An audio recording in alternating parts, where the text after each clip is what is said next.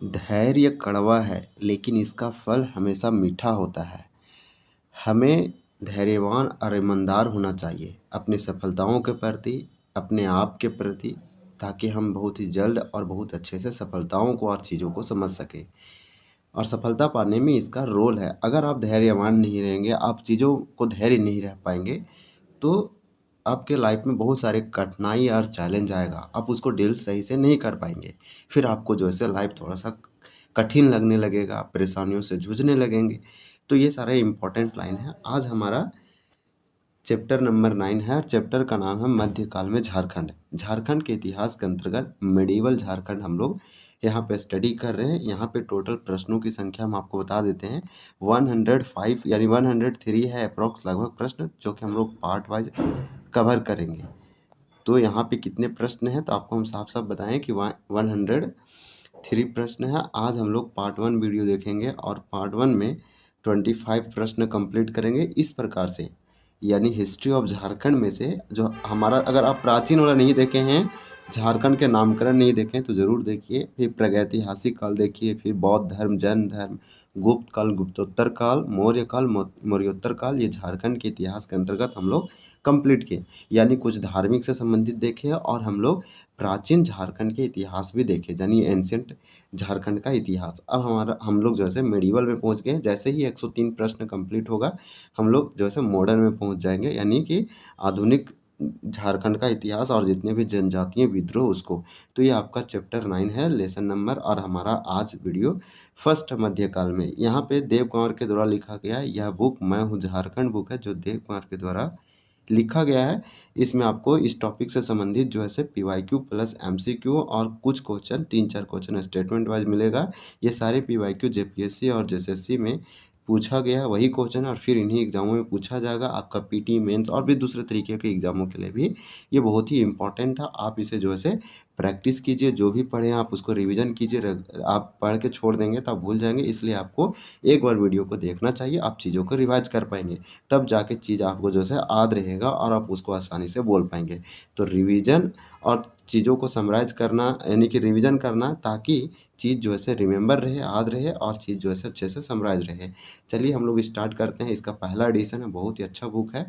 इसमें क्वेश्चन का लेवल अच्छा है, इसको एक बार आप जरूर देखिए। देखिए महेंद्र पाल, ये महेंद्र पाल कौन था? तो पाल शासक था, यानी कि पाल डायनेस्टी वंश का एक राजा था महेंद्र पाल। तो महेंद्र पाल के समकालीन नागवंशी राजा निम्न में से कौन था? यानी कि जब पाल डायनेस्टी या पाल वंश के शासक महेंद्र पाल था, उस समय नागवंशियों का राजा कौन था? उसके समकालीन मतलब उस समय जब महेंद्र पाल के पैरेलल नागवंशियों का राजा कौन था? तो आपका 1 का यहाँ पे D होगा, AB दोनों था। यानी कि महेंद्र पाल के समकालीन नागवंशी राजा गजघट राय और मोहन राय है। तो आप याद रखिए मोहन राय और गजघट राय। देखिए महामाया मंदिर किस स्थान पर स्थित है? ये वाला तो क्वेश्चन पूछा जाता है, आप तो देखे होंगे ये क्वेश्चन कई बार PYQ में, और ये क्वेश्चन तो PYQ है। तो महामाया मंदिर आपको बता दें ये झारखंड में है, और झारखंड में ये हापा मुनि गांव में, और हापा मुनि गांव पड़ता है गुमला में। तो ये आप याद रखिए ये गुमला में है। इस प्रकार से गजघट राय का धार्मिक गुरु कौन था? यथ गुरु कौन था? ऐसे ही पूछ रखा है कि गजघट राय का धार्मिक गुरु था, तो ये कौन था?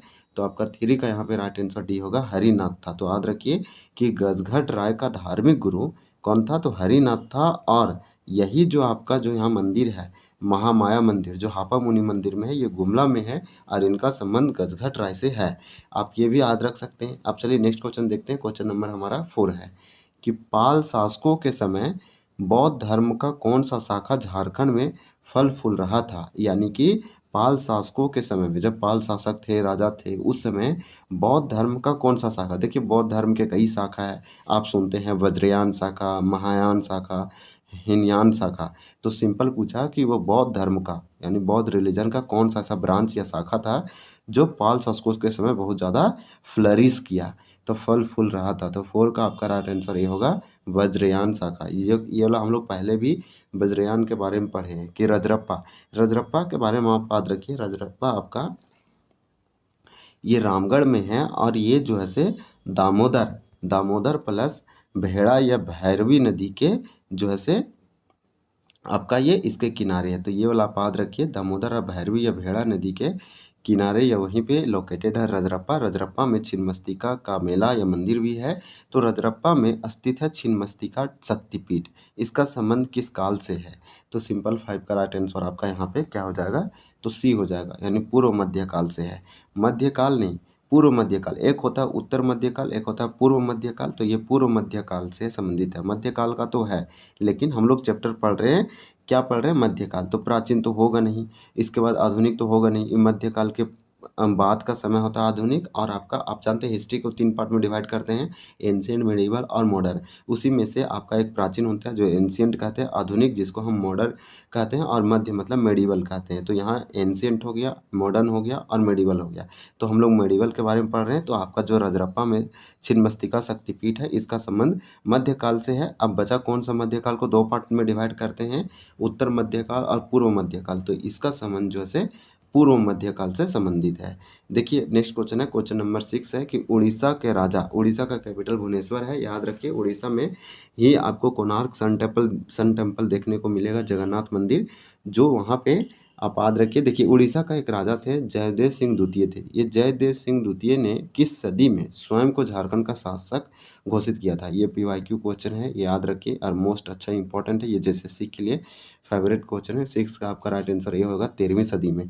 देखिए उड़ीसा का एक राजा हुआ करते थे, नाम था जयदेव सिंह द्वितीय। तो ये द्वितीय यानी कि जयदेव सिंह सेकेंड जो थे, और ये उड़ीसा का राजा, रूलर, शासक हुआ करते थे। ये अपने आप को 13वीं सदी में झारखंड का राजा यानी कि किंग घोषित कर दिया, शासक घोषित किया। इसके बाद देखिए किस सदी के उत्तरार्ध में, तो किस सदी के उत्तरार्ध में झारखंड को कुछ क्षेत्र गुर्जर प्रतिहार राजवंश के अधीन रहा? तो किस, देखिए उत्तरार्ध का मतलब होता है शुरुआती में, कौन सा ऐसा सेंचुरी था या सदी था जिसकी शुरुआत में झारखंड का कुछ ऐसा एरिया या क्षेत्र था जो गुर्जर प्रतिहार राजवंश के अधीन रहा था। तो 7 का आपका राइट आंसर सी होगा 9वीं सदी में। तो आप याद रखिए 9वीं सदी भी आपका जो है यहाँ देखिए 9वीं सदी हो, 8वीं सदी हो, ये सब आपका मेडिवल में आता है, जबकि आपका 6ठी, 5वीं, 4थी ये सब आपका प्राचीन में आ जाता है। तो ये वाला याद रखिए 9वीं सदी। तो 9वीं सदी यानी 9th सेंचुरी जो है, इसके उत्तरार्ध में, 9वीं सदी के उत्तरार्ध में ही, यानी शुरुआत में ही झारखंड का कुछ क्षेत्र गुर्जर प्रतिहार राजवंश के अधीन रहा। फिर देखिए क्वेश्चन नंबर आपका जो है 8 है कि 13वीं सदी के ताम्रपत्र में, तो 13वीं सदी आप सुने होंगे 13वीं सदी। 13वीं सदी के ताम्रपत्र में सर्वप्रथम झारखंड शब्द का उल्लेख मिलता है। देखिए झारखंड शब्द, झारखंड के बारे में, ये लैंड, ये रीजन, ये जगह के बारे में झारखंड से नहीं, पुंड्र के नाम से सबसे पहले इसका साहित्यिक स्रोत मिला। लेकिन झारखंड शब्द से उल्लेख इस क्षेत्र को, हाँ ये क्षेत्र झारखंड है, छोटा नागपुर, इस क्षेत्र से जो है पहली बार 13वीं सदी के ताम्रपत्र में उल्लेख होता है। तो यही आपसे पूछा कि 13वीं सदी के ताम्रपत्र में सबसे पहले झारखंड शब्द का उल्लेख मिलता है। इस अवधि में झारखंड में किस जनजाति का प्रवेश हुआ? तो इस जनजाति में इस क्षेत्र में जिस जनजाति का प्रवेश हुआ वो आप जानते हैं, 8 का आपका आंसर डी होगा। वो खरवार है, संथाल है, चेरू है। तो ये हमें कैसे पता चला? 13वीं सदी के ताम्रपत्र में सर्वप्रथम झारखंड शब्द का उल्लेख मिलता है, और इस अवधि में झारखंड में जनजातियों का प्रवेश हुआ था, और वो आपका खरवार था, चेरो था, संथाल था। झारखंड का सबसे प्राचीनतम यानी ओल्डेस्ट जो ट्राइब है, झारखंड का सबसे प्राचीनतम जनजाति असुर है, ये याद रखिए। ये भी जो है आपसे पूछ लिया जाएगा और इम्पोर्टेंट है। तो हम लोग यहाँ 2 क्वेश्चन देखें कि 13वीं सदी में कौन कौन सा जनजाति का यहाँ प्रवेश हुआ झारखंड में, तो खरवार, संथाल और चेरो। उसके बाद आप याद रखिए कि झारखंड शब्द का साहित्यिक स्रोत सबसे पहले 13वीं सदी के ताम्रपत्र में मिलता है। अब ये भी क्वेश्चन पूछा जाता है कि 13वीं सदी का ताम्रपत्र किस राजा से संबंधित है, तो ये हम लोग आगे देखेंगे। देखिए अष्टभुजी, ये क्वेश्चन पूछा कि अष्टभुजी, अष्टभुजी का मतलब, भुजी का मतलब तो हाथ या भुजा, और अष्ट मतलब 8, तो अष्ट मतलब 8 हाथ। छिन्नमस्तिका शक्तिपीठ निम्न से किस स्थान पर स्थित है? तो ये आपका तो रजरप्पा हो जाएगा। छिन्नमस्तिका शक्तिपीठ कहाँ है? तो ये 51 शक्तिपीठ में से एक शक्तिपीठ आपका रजरप्पा में है, माँ छिन्नमस्तिके शक्तिपीठ। और 51 शक्तिपीठ में से एक शक्तिपीठ आपको कहाँ देखने को मिलेगा? तो आपको देवघर में देखने को मिलेगा, बोलबम, या फिर आप समझिए बैद्यनाथ। तो इस प्रकार से झारखंड में 51 शक्तिपीठ में से 2 शक्तिपीठ है, और 12 ज्योतिर्लिंगों में से एक ज्योतिर्लिंग देवघर में है, वो आप जानते हैं बोलबम।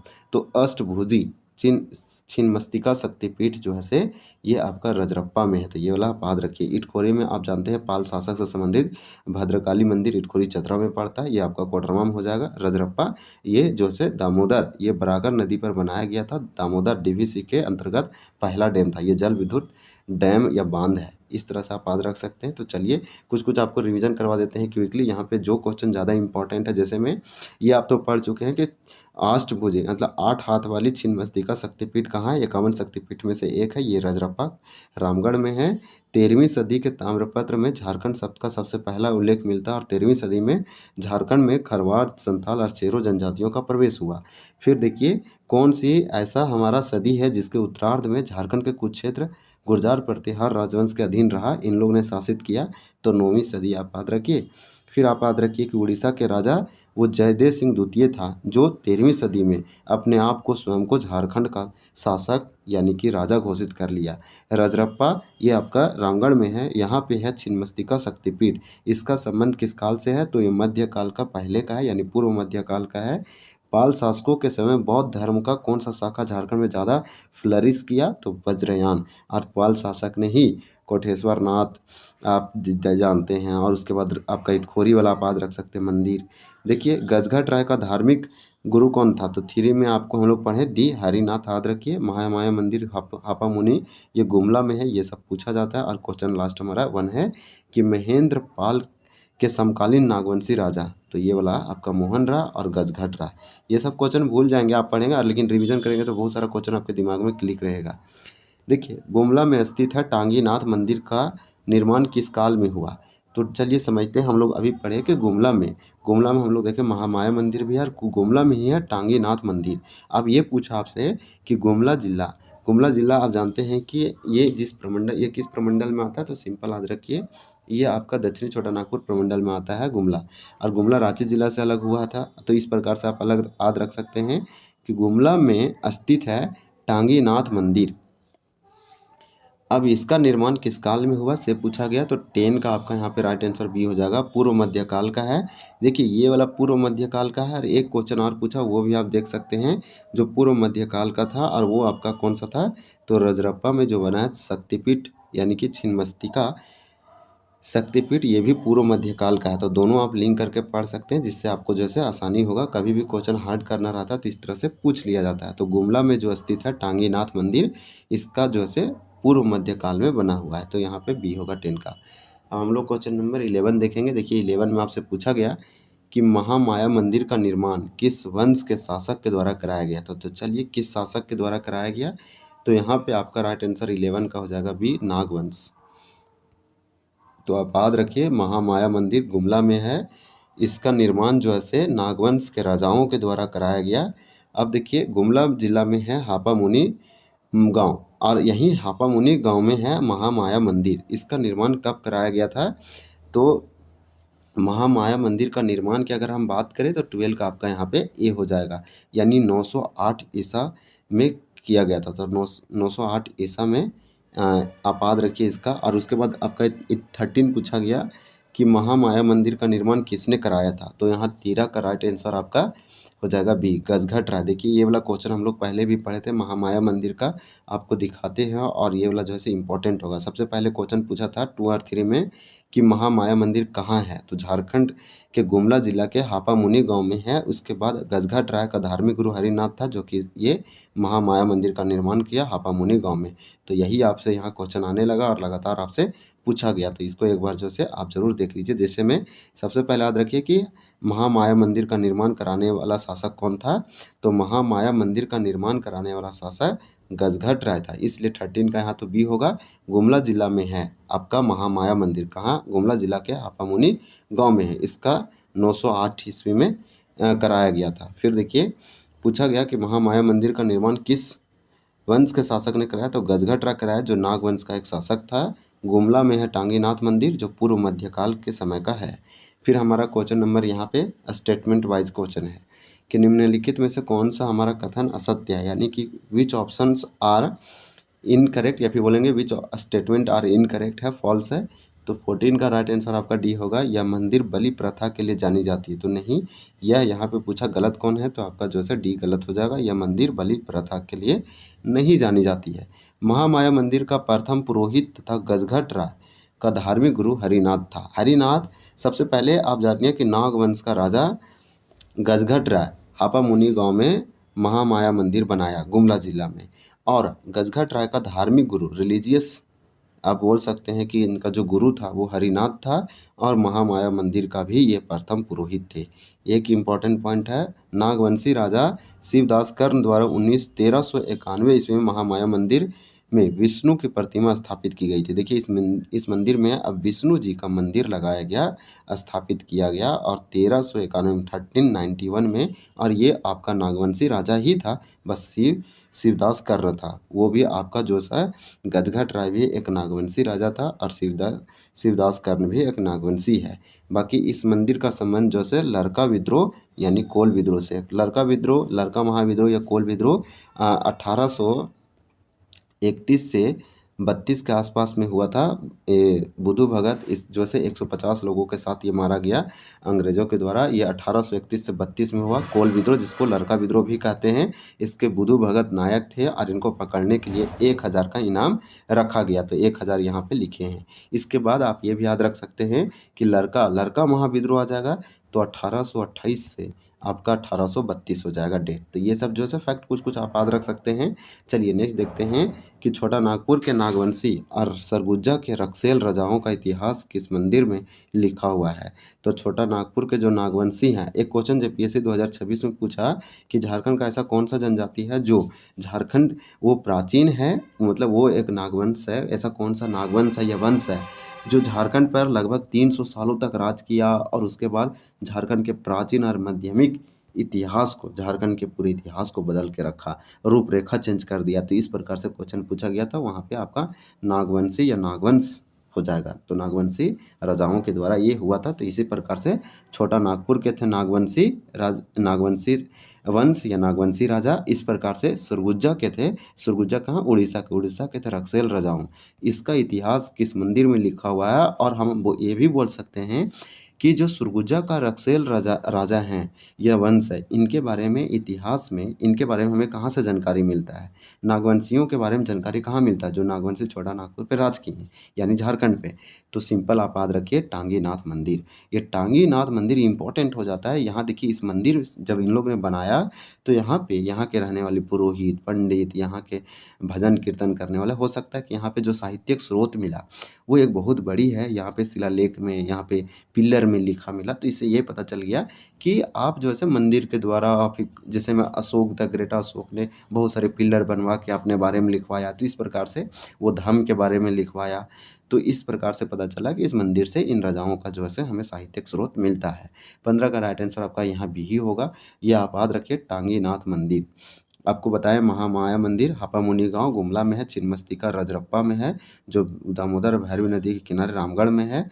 इस तरह से याद रख सकते हैं। रजरप्पा कहाँ है, तो रामगढ़ में है। अंजन धाम मंदिर है एक, जो कि आपका गुमला में है। टांगीनाथ भी आपका शायद गुमला में होगा, तो ये वाला आप कमेंट करके बता सकते हैं। देखिए, तो छोटा नागपुर के नागवंशी और सुरगुजा के रक्सेल राजाओं का इतिहास इस मंदिर में लिखा हुआ है, और आज हम पढ़ रहे हैं तो इसी मंदिर से ये सोर्स वगैरह कुछ कुछ लिया गया है।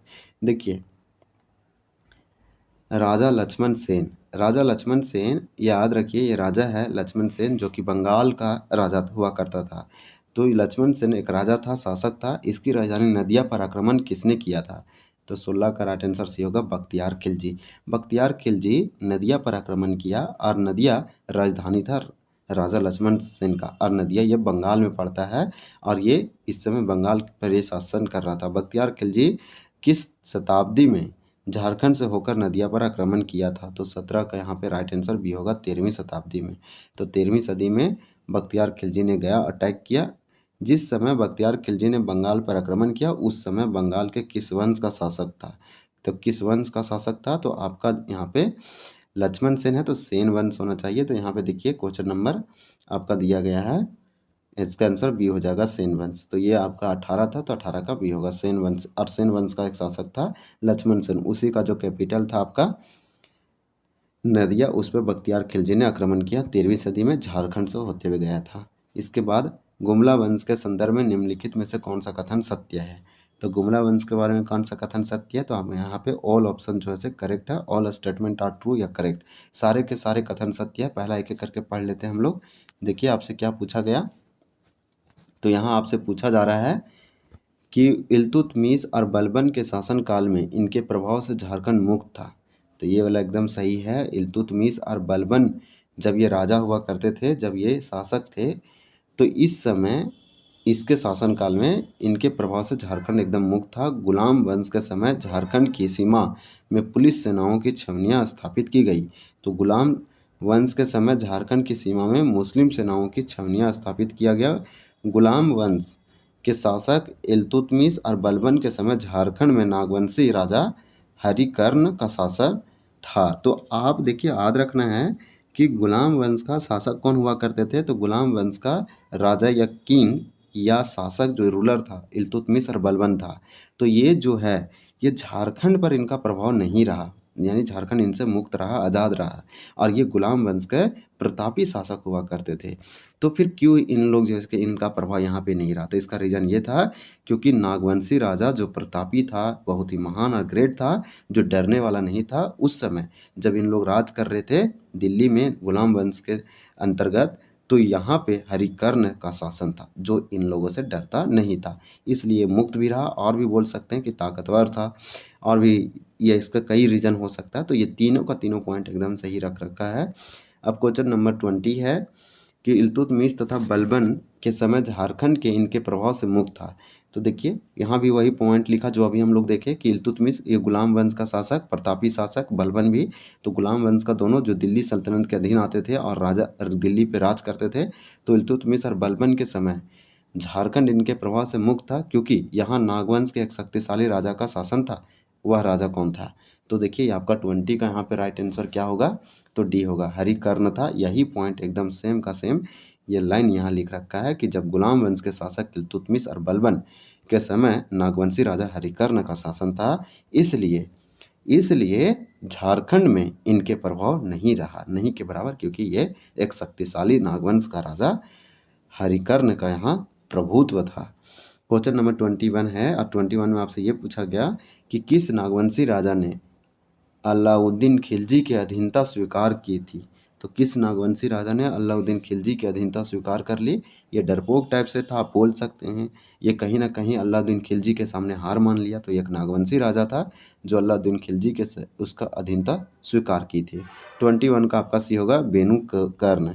तो बेनुकर्ण आप याद रखिए। देखिए छज्जू मलिक किस वंश का शासक को कर देने के लिए विवश किया था।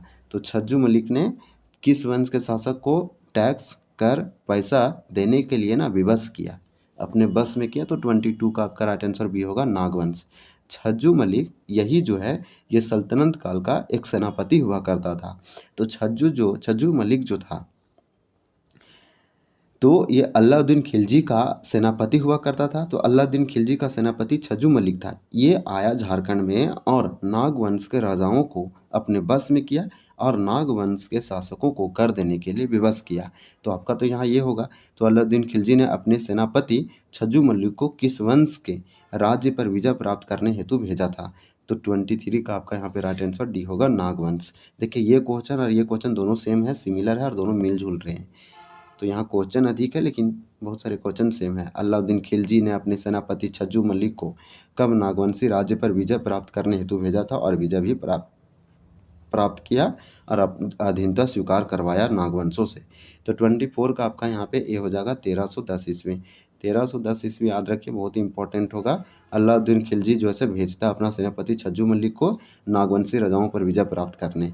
अलाउद्दीन खिलजी ने अपने सेनापति मलिक कफूर को, देखिए अलाउद्दीन खिलजी अपने सेनापति छज्जू मलिक, अलाउद्दीन खिलजी अपने सेनापति, तो इसके दो सेनापति थे जिसे मलिक कपूर को किस और विजय प्राप्त करने हेतु भेजा था। 25 का राइट आंसर आपका बी होगा, दक्षिण भारत। तो चलिए इसे जो है दक्षिण भारत में भेजा था।